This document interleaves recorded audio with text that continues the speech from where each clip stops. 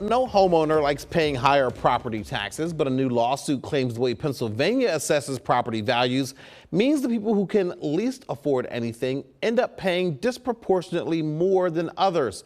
It's a problem in some of the most urban and most rural areas. Seth Kaplan joins us now with the details on this one. Good afternoon, Seth. Good afternoon to you, James. Yeah, this is one of those things, like so many others, that 49 states do one way and Pennsylvania does a different way. Like, you know how municipal cops use radar in 49 states, not Pennsylvania? Well, counties in 49 other states also reassess home property values at least once every few years. Not Pennsylvania. Some counties haven't reassessed values in many decades, meaning assessed values are a lot lower than reality. Now, that doesn't mean homeowners pay lower taxes than if their properties were properly assessed. I mean, counties, municipalities, and schools need their money, so they just kind of jack up the tax rates to make up for the lower assessed values. But a new lawsuit by the Harrisburg-based Community Justice Project says that hurts low-income homeowners the most. That is because, let's say in urban areas, for example, a home in, let's say, Harrisburg's Allison Hill neighborhood might have a similar assessed value and thus be liable for similar property taxes to a home in uptown Harrisburg, where homes are actually worth more. Advocates say the system is least fair of all to some rural areas of mobile homes. They say that's because a mobile home, unlike most homes and kind of more like a car, actually depreciates in value. So if it was assessed at $10,000 many years ago, it might only be worth hundreds of dollars today, and yet those people are paying far more. So what they want is for PA to require counties to reassess all homes regularly, and for those assessments to be based on current market conditions. In other words, James, what some counties do, they sort of do a reassessment, but they just take kind of an old baseline year decades ago, and then they kind of add some kind of multiplier and say, well, homes appreciate a couple percent a year, so this is what they should be worth today.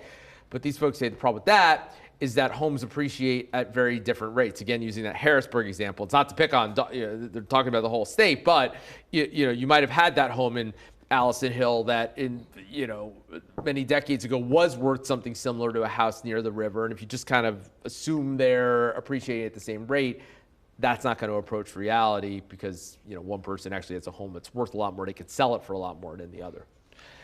That's very. I'm listening to what you're saying there and wrapping my head around all of it because it's kind of counterintuitive because like what you're saying is they haven't been reassessed, but the homes may be going up in price.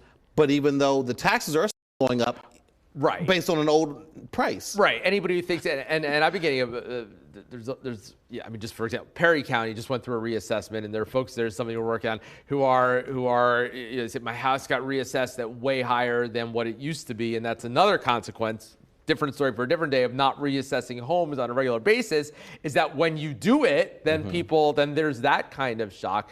But exactly, it's not that if you have a low assessed value that you're necessarily paying lower taxes than you would be because they need their money. They just kind of back into the math with higher what are called millage rates. That's kind of the multiplier of, okay, your house is worth this times what to get the taxes. And it affects different people differently. Some people do pay less than they would, but it's because other people are paying more than they would. What I also was going to say here, Seth, is it seems like there's a lot of math involved in this story. So we're going to let you crunch those numbers. Do my best. And you can add it all up for us and break it down for us tonight at 5. Yeah, absolutely, James. All right, Seth, thank you so much for that. You got it. Hi, I'm Eric Finkenbinder from ABC 27, and we're excited to announce the new ABC 27 News Plus app. Live stream newscasts or watch content on demand. This is different than the ABC 27 app on your smartphone. You can check this out at home, and it's very easy to use. With a Fire Stick, go to the home page, scroll down to search.